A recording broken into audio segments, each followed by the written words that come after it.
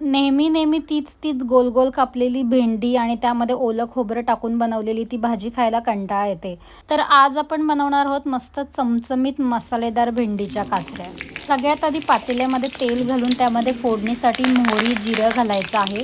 कापलेली हिरवी मिरची घालायची, कढीपत्ता घालायचा, त्यानंतर उभा चिरलेला कांदा घालायचा आहे.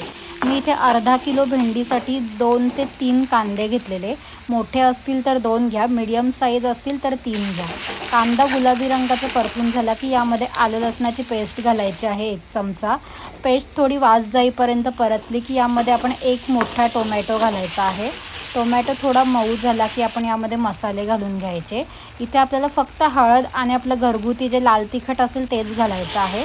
मसाले कांदा टोमॅटोमध्ये छान एकजीव करून घ्यायचे आहेत.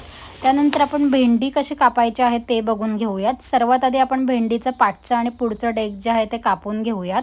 तुम्ही व्हिडिओमध्ये बघू शकता कशी कापली आहे, सेम तशीच कापायची आहे. भेंडी जर साईजने छोटी असेल तर आपण मधून काप नाही करायचे, मग ती तशीच लांबट ठेवायची आहे. आता आपण सर्व कापलेली भेंडी आपण पातेल्यामध्ये घालून घेतलेली आहे.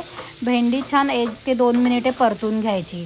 भेंडी मसाल्यामध्ये व्यवस्थित मिक्स झाली की आपण पातेल्यावर झाकण ठेवायचं आहे आणि भाजी आपल्याला मंद आचेवर 10 मिनिटे शिजवून घ्यायची आहे.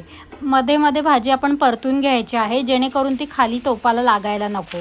तर आता 10 मिनिटांनंतर आपली भेंडी जी आहे ती शिजलेली आहे थोडी. आता आपल्याला यामध्ये वाटण घालून घ्यायचं आहे. तर इथे मी भाजलेलं सुकं खोबरं, त्यामध्ये थोडी कोथिंबीर आणि हिरवी मिरची घालून कोरडंच असं मिक्सरमध्ये त्याची पावडर करून घेतलेली ती घातलेली आहे. आणि हे भाजलेल्या शेंगदाण्याचा कूट केलेला तो घालायचा आहे. आणि वरून चवीनुसार मीठ घालून घ्यायचं. गरम मसाला पावडर घालायची आहे. सर्व छान व्यवस्थित एकजीव करून घेऊयात आणि पातेल्यावर झाकण ठेवून भाजी आपल्याला मंद आचेवर शेवटचे 4 ते 5 मिनिटे शिजवून घ्यायची आहे. पातेल्यावरचं झाकण काढून घेऊयात. आपली भाजी शिजलेली आहे. पुन्हा एकदा आपण परतून घेऊयात आणि गॅस बंद करून वरून बारीक चिरलेली कोथिंबीर घालायची आहे.